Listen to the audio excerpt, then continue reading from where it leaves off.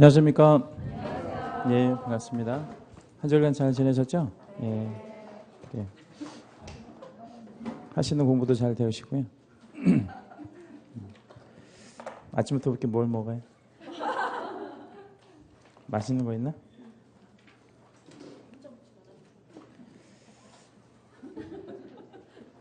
자, 우리 오늘 5주차부터 하면 되죠. 5주차 자료, 금쟁이. 예. 자, 가지고 계신 그 요약 프린트 5주차 거 한번 좀 꺼내볼게요. 5주차 거 이제 금지 행위에서부터 하도록 하겠습니다. 금지 행위 매년 2문제씩 나오는데요. 내용에서 일단 그 한 문제 나오고 또 하나는 이제 그 죄제가 좀 중요하죠. 그래서 금지 행위가 이제 법으로 따지면 33조인데 그 33조에 이제 그 뭡니까 같은 조문 안에서 형벌이 다르죠. 그래서 4개는 1년 1천이고 3개는 3년 3천이고 그렇습니다. 그래서 그거가 좀 출제가 잘 되는 편이고요. 내용도 좀 중요하고 일단 금지 행위 그 제목 있잖아요. 그 제목 옆에다가 땡땡 하나만 해주시고요. 누구에게 금지가 되는 거죠? 금지 행위는 개업, 공인, 중개사 등에게 금지가 되는 거죠. 그래서 누구에게도 하면 안 돼, 누구도 하면 안 되고요. 뭐 개공도 당연히 해서는 안 되고 나아가서 누구도 해서는 안 되는 거죠. 그 소공이랑 중개보조원까지 다 해서는 안 되는 뭐 그런 어떤 행위를 금지 행위라고 합니다. 자, 1번 중개된 상물의 매매업 하면 안 되겠죠, 그죠? 매매업.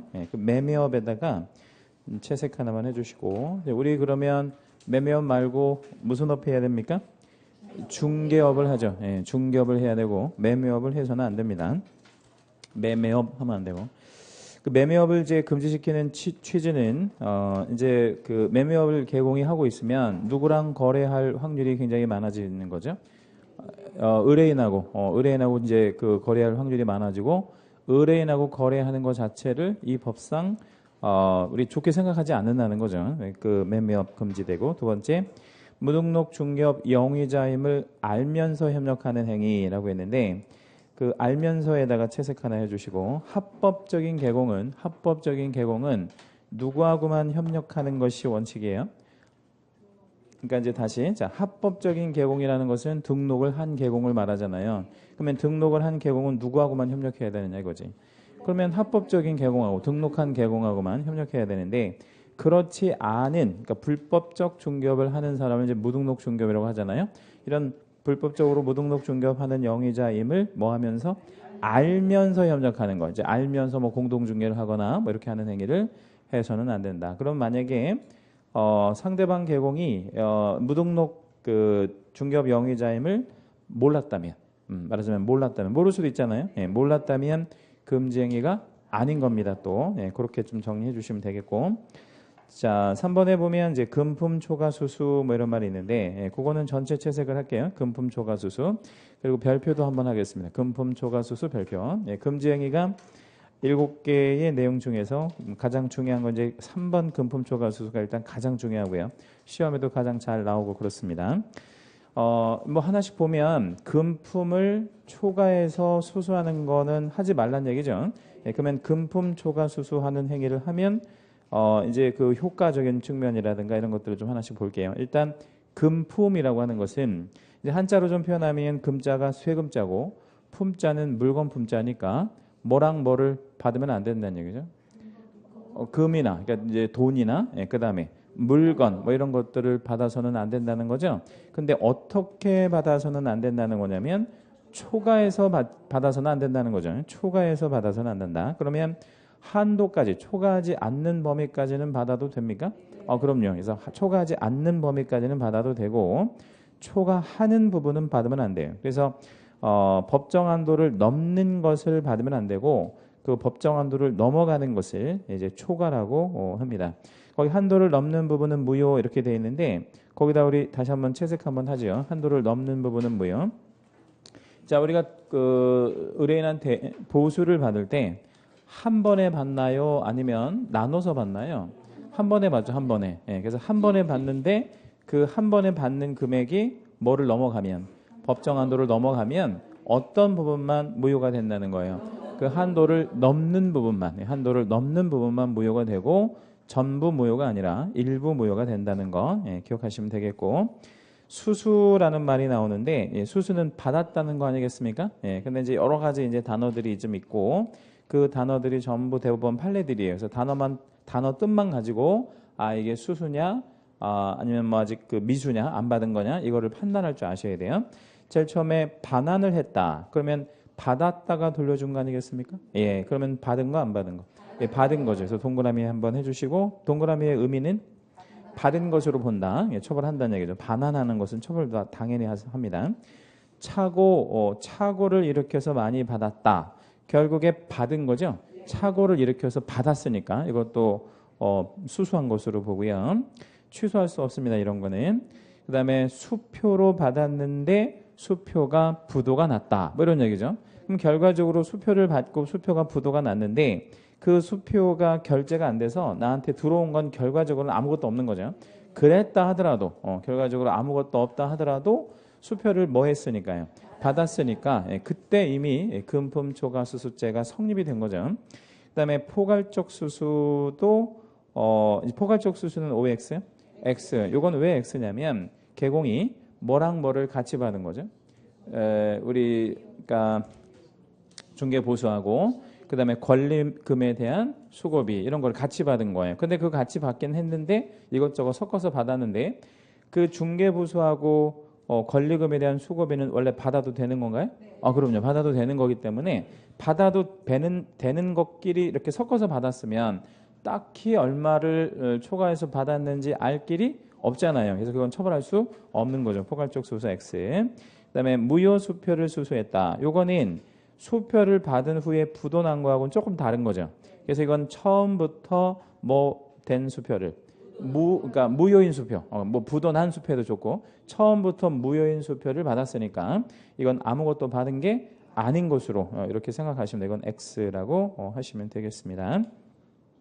자, 4번에 중개대상물 중요사항에 관하여 거짓된 언행, 그 밖의 방법으로 의뢰인의 판단을 그르치게 하는 행위 뭐 이랬는데 그 중요사항에 관하여 이렇게 표현했어요. 그럼 이 중요사항이라고 하는 것은 미리 알았으면 거래하지 않았을 정도의 중요사항. 뭐 예를 들자면 어떤 게 좀 중요할까요? 우리 부동산 거래 활동에 있어서 거기 여백에다 하나 좀 적어볼까요? 그 중요한 사항, 중요사항이라고 하면 예를 들자면 중요한 거. 우리가 공부하는데 중요한 건 뭐예요? 이 공인중개사 자격시험을 공부하는 과정에서 중요한 건 뭐죠?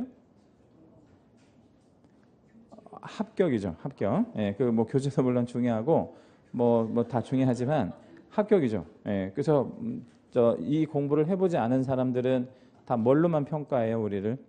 합격했냐 안 했냐 이것만 평가하잖아요. 그래서 뭐 맨날 이렇게 펑펑 놀다가도 합격한 사람이 있으면 그 주변 사람들은 뭐라고 생각해요? 열심히 했구나. 근데 정말 열심히 했는데 떨어졌다 해도 뭐라고 평가해요? 놀았구나 이렇게 생각하죠. 그래서 합격이 제일 중요한 거잖아요.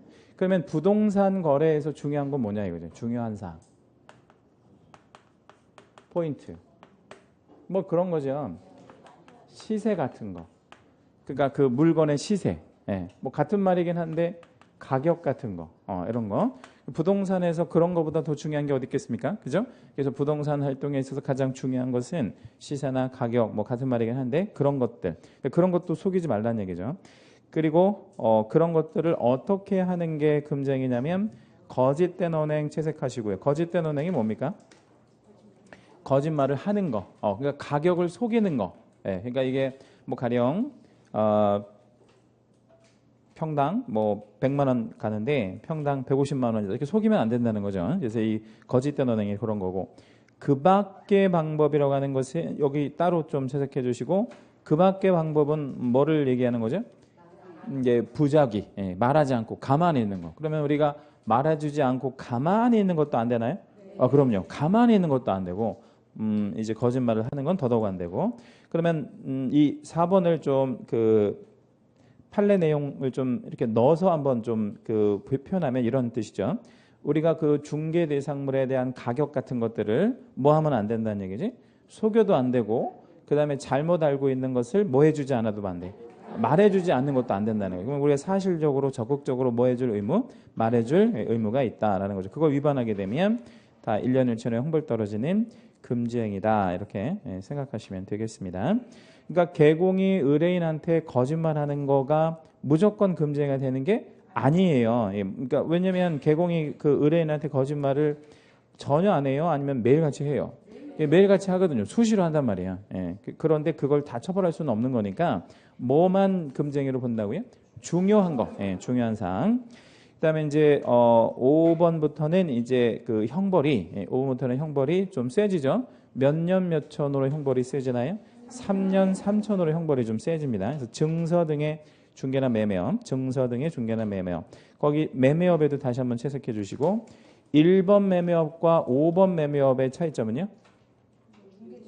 1번 매매업은 중개 대상 물에 대한 매매업이고 5번 매매업은 증서에 대한 매매업이에요. 근데 이걸 왜 구분하셔야 되죠? 우리가 형벌이 달라서 형벌이 그러니까 1번 중개업은 1년 1천이고 3년 매매업은 3년 3천이란 말이에요. 그럼 어떻게 구분하실 거냐면 문장에 증서라는 말이 나오고 매매업 나오면 3년 3천이고 없으면 1년 1천이고 그렇다는 거죠. 그걸 잘 구분할 줄 아셔야 돼요. 그래서 증서인 것과 증서 아닌 것들이 있는데 증서인 거는 우리 그 주택법에서 공급 질서 교란행위라는 게 나오잖아요. 그죠? 주택법에 공법 시간에 배우셨을 텐데 그런 것 전부 증서로 봅니다. 거기 나와 있는 뭐 청약 통장 같은 거 입주자 저축 증서가 그거죠. 그것부터 시작해가지고 뭐 무허가 건물 확인서라든가 이주자 대책 확인서라든가 굉장히 많은데 한 10여 가지가 되는데 그런 것 전부 다 증서에 들어가는 거죠. 그런데 증서 같지만 증서 아닌 거 3개가 있고요. 첫째 분양권 이거 증서가 아닙니다. 그 다음에 가로에는 뭐 넣으셔야 돼? 입주권, 분양권, 입주권 이런 건 증서 아닌 거예요. 얼마든지 중개할 수 있는 거죠. 장래의 건축물로 보니까 그거는 거래 가능한 곳으로 이렇게 이해하시면 되겠고 다만 이제 그 분양권, 입주권이 우리 주택법에 의해서 뭐가 지정이 되면 6자로 주택법에서 이게 지정이 되면 분양권, 입주권 전매가 금지가 되거든요. 투기과열지구, 투기과열지구가 지정이 되면 전매가 안 돼요 또. 근데 지금 서울 시내 전역이 뭐로 지정됐어요? 투기과열지구로 지정이 됐기 때문에 서울 같은 데는 지금 분양권, 입주권 전매는 아예 생각하시면 안 되는 거죠. 그런 거 자체가 거래가 불가하니까. 뭐 나머지 지역은 가능하고요. 상가 분양계약서에 있는데 그 상가 분양계약서가 좀 시험에 잘 나와요. 상가 분양계약서. 상가 분양계약서는 증서로 보지 않고 상가 분양권 정도 생각하시면 되는 거죠. 상가 분양권 정도로 생각하실 거예요. 그리고 상가 분양계약서는 따로 채색 하나만 해주시고 그거 시험에 좀 잘 나오는 편이고. 자, 그다음에 6번째 직접거래 쌍방대리 뭐 이런 말 남아 있는데 그 직접거래 쌍방대리도 별표 하나만 하겠습니다. 거기서는 이제 직접거래가 시험에 아주 잘 나오고요. 직접거래라는 것은 누구랑 거래하는 것이 직접거래냐면 의뢰인과 직접 상대방이 되는 거래.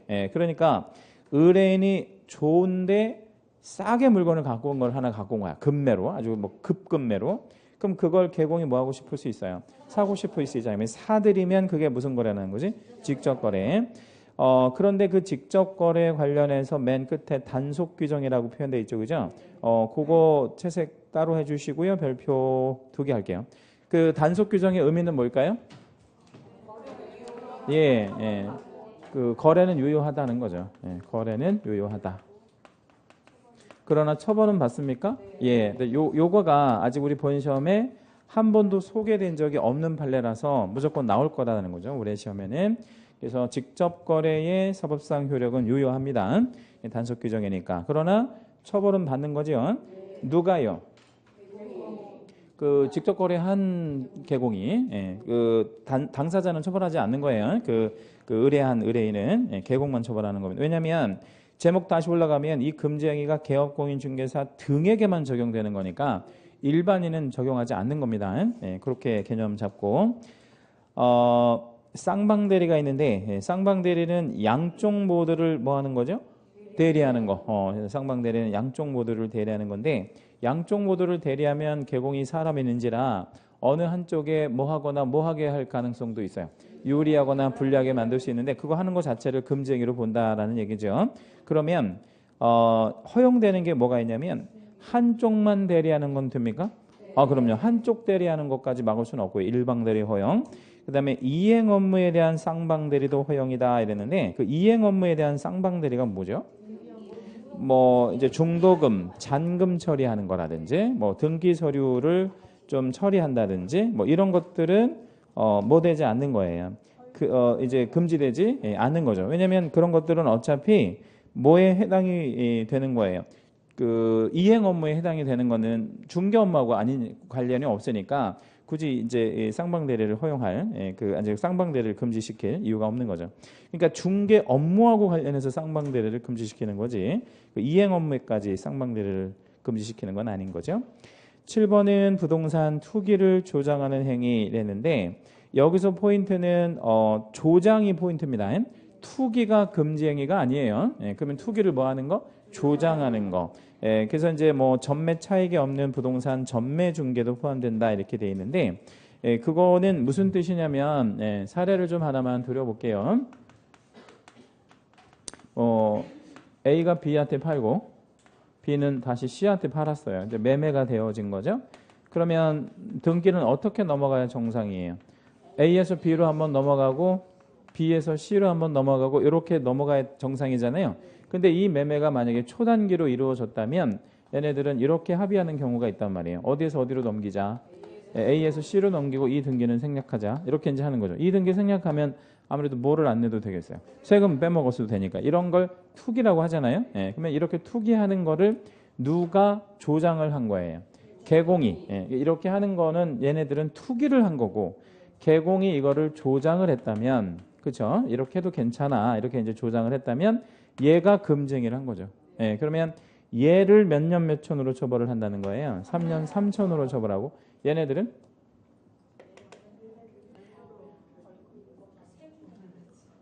얘네들은 처벌을 안 하나 아니면 처벌을 하나? 처벌하죠. 얼마로 처벌한다 그러지? 미등기 전매, 중간 생략 등이 하면 처벌. 일단 3년 이하의 징역형이나 1억 원 이하의 벌금형. 3년 1억 어디서 많이 좀 들어본 것 같잖아요. 어디서 들어봤어요? 명의 수탁하고 똑같죠. 이게 명의 수탁의 죄하고 똑같습니다. 중간 생략 등기하게 되면 3년 1억의 처벌을 받죠. 그럼 여기서 우리가 조심하실 거는 누가 금지행위를 한 거지? 개공이. 개공이. 얘네들은 금지한 게 아니고 얘네는 투기를 한 겁니다. 그래서 이렇게 됐는데 이 판례 취지가 뭐냐면 지금 중간 생략 등기한 애가 지금 B잖아요, 결국에는. 근데 얘가 등기 안 했다 해서 남은 게 없었다. 손해보고 오히려 팔았다. 그랬다 하더라도 처벌하나? 그런 건 안 따진다는 거예요. 얘가 남았느냐 안 남았느냐는 따지지 않고 말 그대로 법 질서를 위반했는지를 가지고 따지는 거죠. 이제 그게 예인데 뭐 이런 예도 나올 수 있어요. 아까 말씀드린 대로 투기 과열지구 안에 분양권이나 입주권 전매를 알선했다. 그러면 이거 몇 번에 들어가냐면 7번에 들어가는 거예요. 왜 이것도 7번에 들어가? 지금 투기 과열지구 안에서는 분양권 전매가 안 되니까 그걸 안 되는 거를 그 중개하는 게 투기잖아요. 그거를 조장하는 것도 당연히 7번 항목에 들어갈 수 있습니다. 자, 우리 그 금지행위 7개의 암기 코드가 있잖아요. 그죠? 그 금지행위 7개 암기 코드 한번 좀 답변해 주실래요? 그러니까 우리 버스가 이렇게 가는데 버스 가로막고 삥 뜯는 거 있잖아요. 그 삥 뜯는 거 하면 안 되잖아. 그게 뭐지? 삥 뜯는 거? 업무, 금거, 증직투.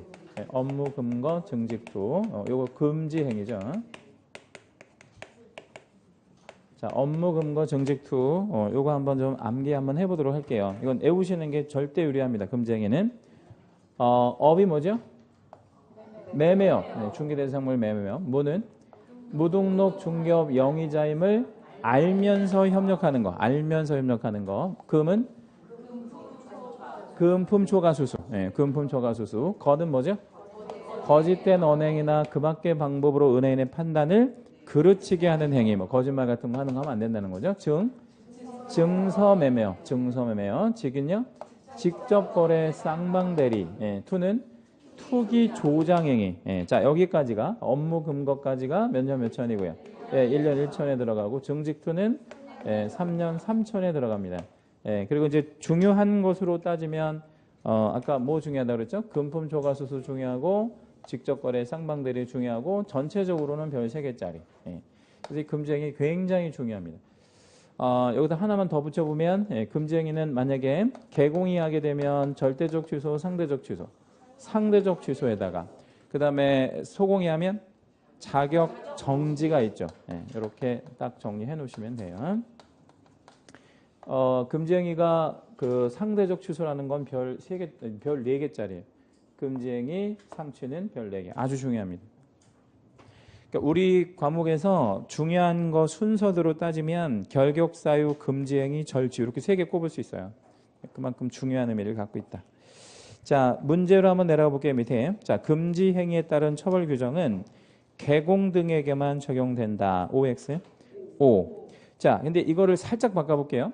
금지 행위에 따른 처벌 규정은 일반인에게는 적용되지 않는다. OX. O. 일반인에게는 적용되지 않아요. 이건 신분범이라고 그래 가지고 누구 등에게만 적용되는 거예요. 개업, 공인, 중개사 등에게만. 그러면 여러분이나 저는 중개대상물 매매업 할 수 있어요? 자, 잘 생각해 보세요. 여러분이나 저는 중개대상물의 매매업을 할 수 있냐? 할 수 있어요. 왜 할 수 있어? 일반인이니까 상관없어요. 아무도 안 말려요. 예, 그런 거 듭니다. 자, 두 번째. 금지 행위 위반에 따른 행정처분으로 개공은 뭐? 상취, 소공은 자격정지 처분을 받을 수 있다. 세 번째. 금지행위 모두는 공법상 강행규정을 위반한 행위이므로 다 강행규정이에요. 이거 하면 안 되지. 임의규정 아닙니다. 원인행위 전부의 사법상 효력은 발생하지 않는다. OX.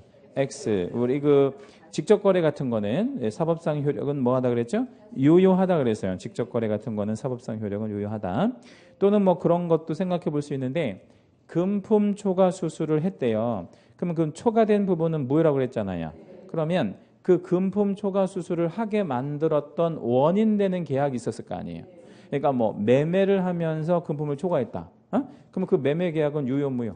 유효. 그 계약이 무효가 되는 건 아니에요. 예, 그렇게 생각하면 되고 쌍방대리를 하는 것도 안 되잖아요. 근데 쌍방대리의 그 쌍방대리를 통해서 체결된 계약 있잖아. 유효 무효? 유효. 예, 그게 무효가 되는 건 아니라는 거예요. 물론 처벌은 받을 거지만. 자, 밑에 금지 행위에 대한 행정처분이 재량적 등록 취소인 것은, 그러니까 재량적 등록 취소를 다른 말로 하면 뭐라 그래? 상대적 등록 취소인 것은 불법의 정도가 기속적이라는 건 이제 절대적이죠. 절대적 등록 취소 사유에 해당되지 않기 때문이 그런 게 아닙니다. 일단 X고. 그래서 그런 게 아니라 절대 봐주지 않으려고 그러는 거죠. 봐주지 않으려고 여러 가지 말하자면 그 뭡니까 제재를 이제 규정해 놓는 거죠. 예를 좀 하나만 들어볼게요. 이쪽에서 형벌 받으면 그죠? 이쪽에서 형벌 받으면 결격에 들어가나요? 네, 결격 사유에 들어갈 확률이 있고 결격에 들어가면 절대적으로 취소 먹잖아요. 그죠? 그러니까 어차피 이거 해서 형벌 떨어지면 결격이라서 절취 먹어요. 그런데 예를 들면 이거를 해서 형벌을 받긴 받았는데 형벌을 받은 게 경미할 수도 있죠. 그 예를 들자면 뭐 벌금 100만 원 정도 받았다고 쳐봐요. 그럼 벌금 100만 원 받으면 결격에 해당되지 않을 수도 있잖아요. 그러면 않으면 이거는 못하는 거잖아. 그럼 봐준다는 게 아니라 여기 남아있잖아요. 뭐 상대적 취소가 남아있으니까 등록을 취소할 수도 있는 거죠. 여기서 만약에 절취를 못하면. 그러니까 이게 촘촘하게 규정해 놓는 거지. 뭐 하지 않으려고요. 봐주지 않으려고. 그래서 그런 개념이지 봐주려고 그러는 게 아니라는 거죠. 절대로 그 금지행위 해서 그냥 넘어가지 않는다는 거죠.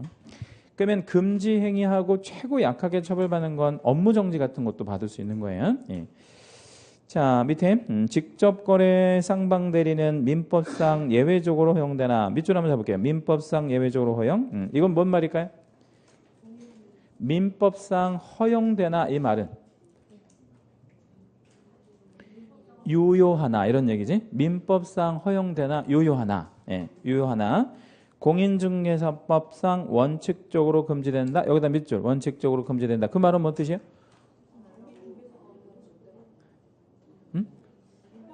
처벌은 한다는 얘기지. 예, 그렇게 쓸게요. 처벌은 한다. 그럼 다시 직접거래 상방대리는 민법상으로 허용한다는 건 뭔 뜻이야? 유효는 하지만 공인중개사법에 의해서 처벌을 한다. 예, 그런 걸 내자로 무슨 규정? 단속 규정이라고 한다는 얘기죠. 그죠? 예. 아 그래 효력은 인정할게. 효력은 인정하는데 뭐는 할 거야. 근데 처벌은 할 거야. 이제 그런 개념으로 이해를 하시면 됩니다. 자 우리 기본서 오셔서 7번 문제 한번 가볼게요. 315페이지. 315페이지입니다.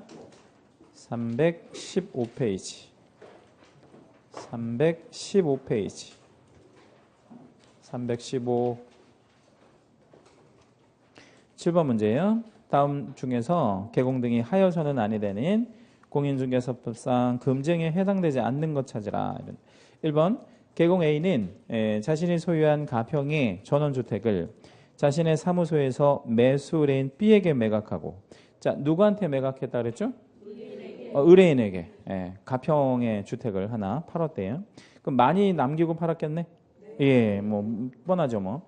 또 청량리에 소유한 주택 1동도 자신의 사무소에서 매수 의뢰인 C에게 매각하여 이것도 많이 남기고 팔았겠죠? 예, 그래서 강남에 뭐를 샀대?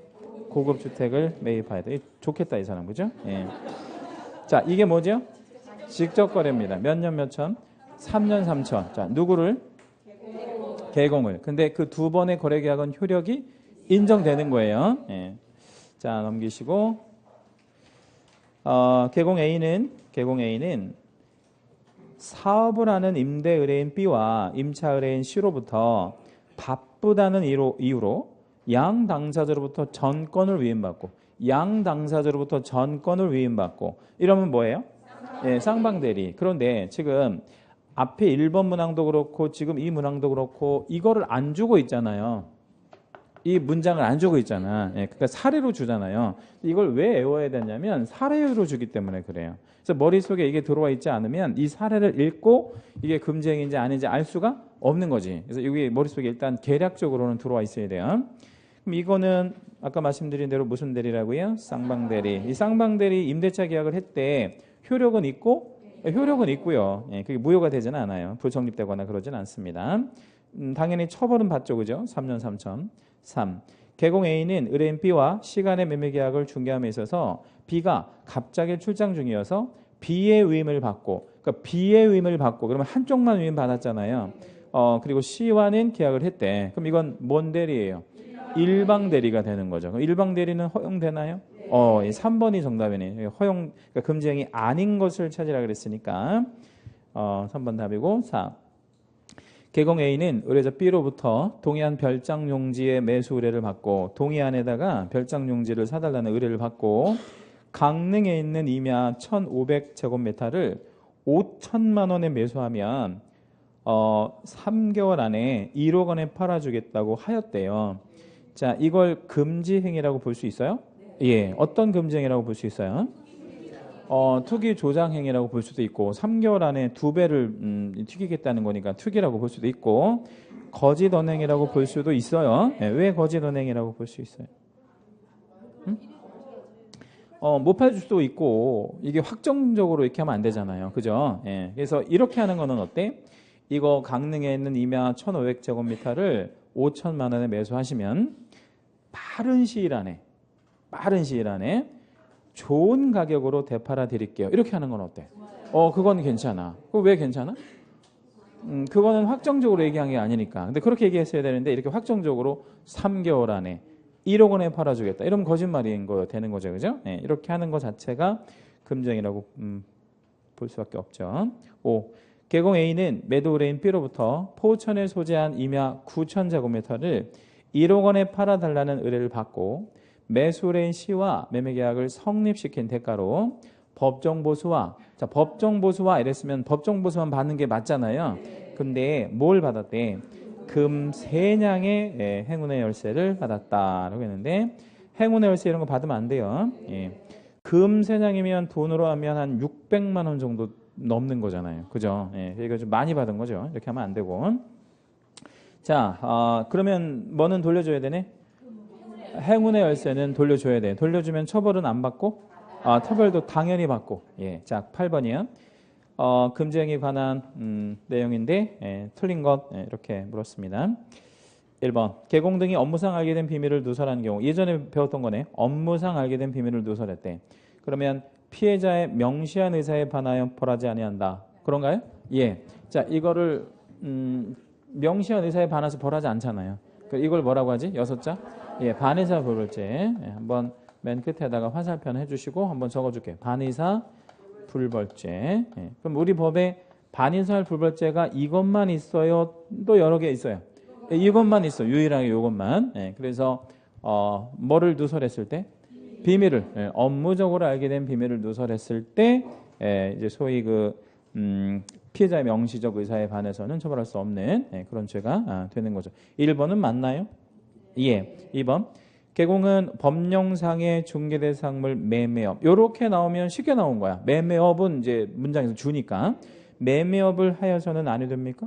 예. 이거 하면 뭐에 걸려요? 금지행인데 몇 년 몇 초네? 1년 1초. 이거 하면 안 되겠지? 예. 3. 개업공인 중개사가 미등기 전매를 알선하였으나. 그러니까 미등기 전매를 알선하는 게 뭐죠? 투기 조장행위. 미등기 전매를 알선하는 것 자체가 투기 조장이잖아요. 의뢰인이 이로 인하여 전매 차익을 얻지 못한 경우라면, 그러니까 전매 차익을 얻었던, 전매 차익을 얻지 못했던, 그건 따지지 않는다 그랬죠. 법 질서를 위반한 것만 가지고 판단하는 거예요. 따라서 투기 조장하는 행위에 해당하지 않는다가 아니고 해당한다라고 해야 되고. 4. 개공은 직접적인 위탁가계가 없더라도 그의 개입을 신뢰하여 거래하게 된 거래 상대방에 대하여 목적물의 하자, 권리자의 진위 등에 대한 일반적 주의 의무를 부담한다라고 했는데 그 일반적 주의 의무라고 했잖아요. 그 일반적 주의 의무라는 거에다가 밑줄 좀 하나만 해주시고요. 그 일반적 주의 의무라는 건 좀 뭐라고 표현해 볼 수 있을까요? 우리가 갖고 있는 의무 중에서 뭐 성간주의 의무라고도 볼 수 있고요. 신인성실의 의무라고 볼 수 있겠죠. 그죠? 예, 신인성실의 의무라고 볼 수 있을 것 같아요. 자, 그러면 이건 어떤 정도의 개념이냐면 우리가 이제 배가 굉장히 아픈 거예요. 배가 굉장히 아파서 병원을 갔는데 뭐 시골 동네 병원 하나밖에 없는데 이제 그 병원에 갔더니 의사가 이제 진료 시간 끝났다고 셔터를 내리고 있는 거야. 예, 근데 배가 너무 막 아픈 것 같아. 예, 그래가지고 이제 저 배가 너무 아파서 그러는데 진료 좀 잠깐 해주시면 안 되냐고 하니까 자기 이제 끝나고 집에 가야 된다는 거야. 그래서 이제 그러면 약 이름이라도 하나 알려주시면 약국 가서 약 좀 한번 먹을게요. 이렇게 얘기했거든. 그랬더니 의사가 무좀약 이름을 알려준 거야. 에? 내가 배 아프다고 그랬는데. 그래가지고 이제 그거 이제 무좀약 먹고 배가 더 아픈 거야. 예. 그렇게 하면 돼, 안 돼? 자, 왜 안 돼요? 이제 무슨 진료 관계도 아닌데 의사가 뭐 무좀약을 처방하던 뭔 상관이 있어? 예. 그 의사로서 최소한의 뭐가 있는 거야? 이제 그렇죠. 신의가 있는 거 아니야. 그러니까 그런 정도의 주의를 말하는 거야. 이해되죠? 예. 그러니까 예를 들어서 의사라면 이렇게 했어야지. 그러면 좀 큰 병원으로 가보세요. 라든가 이렇게 했었어야 될 거 아니야. 근데 그런 최소한의 의무는 우리한테 있다라는 거죠. 전문 직업인으로서 그런 정도를 얘기하는 거예요. 그러면 그런 일반적 주의 의무는 있다고 봐야 돼? 그럼요, 있다고 봐야지. 5번 개공은 업무적으로 알게 된 비밀을 누설해서는 아니되나 중개대상물의 중대한 하자. 밑줄 한번 잡을게요. 중대한 하자. 중대한 하자는 뭐 해야 할 거죠? 알려줘야 돼. 알려주는 걸 우리 뭐라고 할 수 있어? 확인 설명, 고지 의무, 확인 설명 의무라고 볼 수 있죠? 그러면 자, 확인 설명 의무랑 앞부분에 그러니까 첫 줄 가운데 뭐가 있지? 비밀을 누설해서는 아니 된다 하고 지금 충돌하잖아요. 그러니까 무슨 의무랑 무슨 의무가 충돌하는 거야? 비밀을 지켜야 하는 준수 의무랑 무슨 의무가? 확인 설명 의무가 충돌할 때는 어떤 게 우선? 당연히 확인 설명 의무가 우선인 겁니다. 우리는. 예, 그래서 비밀이 중요한 게 아니라 우리는 고지해야 되는 게 훨씬 더 우선하다. 이죠.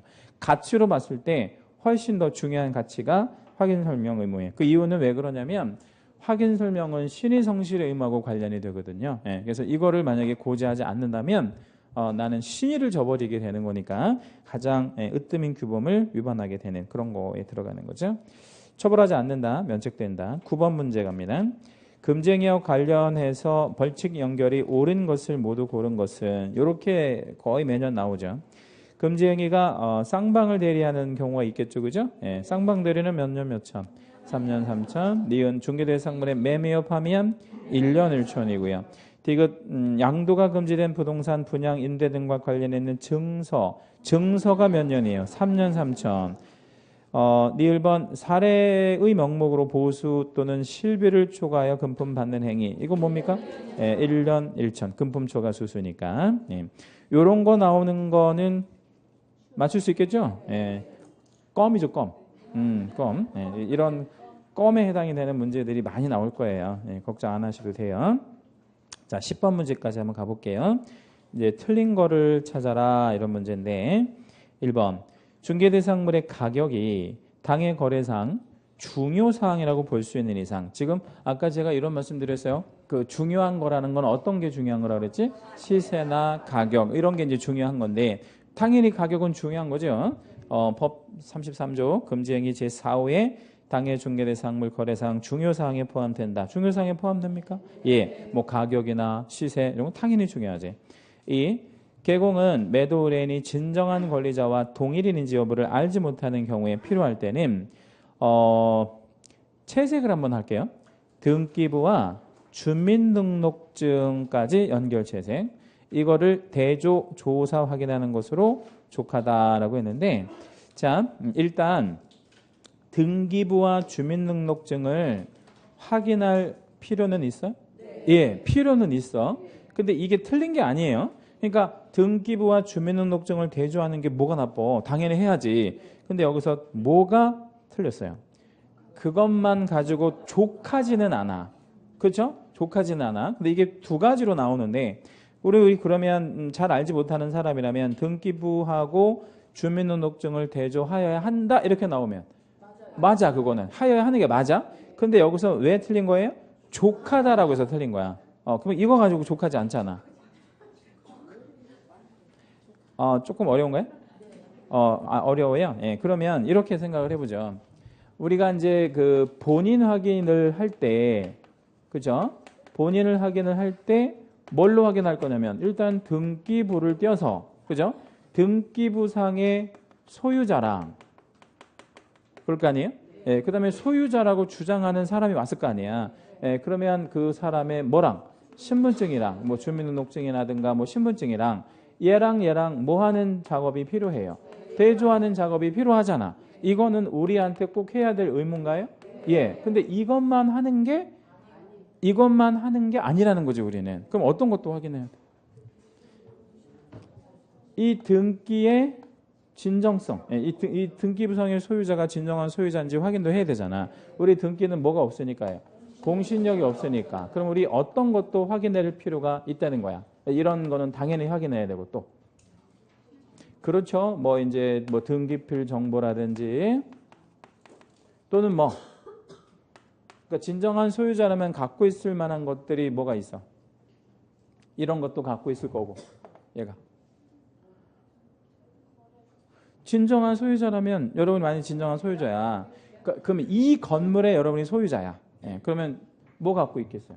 등기부 정보 갖고 있겠지. 예, 또 세금 낸 영수증, 영수증 같은 거. 세금 낸 영수증 있지 않겠어요? 예, 또는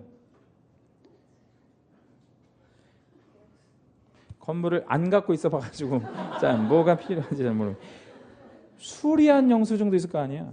뭐 수리한 영수, 수리비 뭐 이런 거 있지 않겠어요? 유지관리비 뭐 이런 거.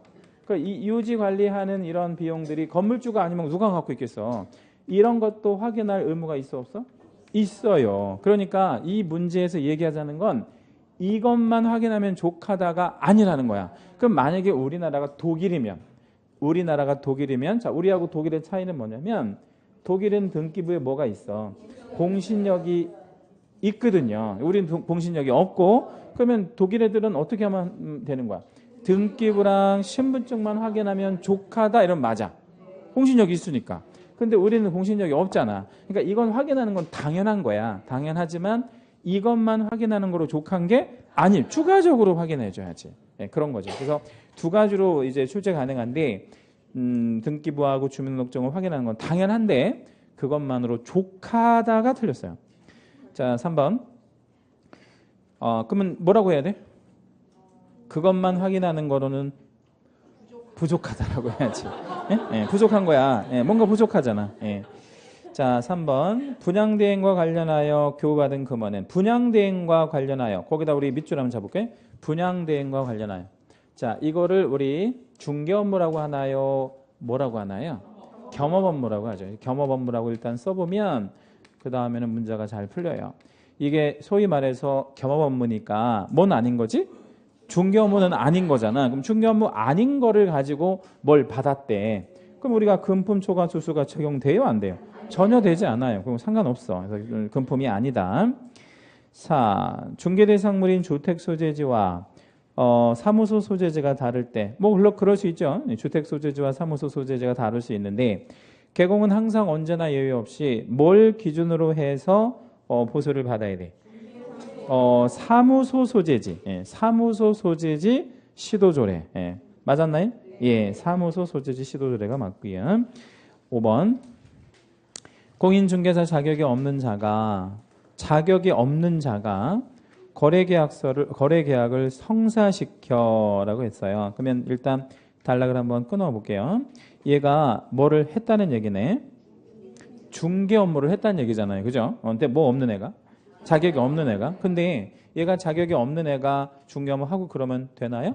안 되는데 어떻게 했냐면 그 성사시켜 작성한 계약서에 공인중개사인 개공이 자신의 인감을 날인하는 방법을 택했대요. 그러면 밑줄을 한 번만 잡을게요. 처줄 끝부분에 개업공인중개사가 자신의 인감을 날인하는 까지 밑줄 한번 해보시고요. 그러면 자, 공인중개사 아닌 자가 거래를 성사시켜서 계약서를 썼잖아요. 그러면 실질적으로 업무는 누가 한 거예요? 무자격자가. 실질적으로 무자격자가 했지. 근데 밑줄 부분은 어떤 부분에 밑줄 하셨죠, 우리가? 인감만 날인한 거야. 인감만 날인했어. 그러면 뭐는? 형식적으로는 누가 이 계약서를 쓴 것처럼 외부에서 비춰져? 개공이. 그러니까 뭐랑 뭐가 지금 다른 거예요? 실질과 형식이 다른 거잖아. 그러면 이게 형식이 중요해? 실질이 중요해? 실질이 중요하다는 거, 이런 경우에는. 그래서 이 형식과 실질이 다를 때는 실질을 가지고 판단하기 때문에 얘를 처벌을 하는데, 뭘로 처벌할까요? 무등록 중개업으로 처벌할까요? 아니면 양도대여로 처벌을 할까요?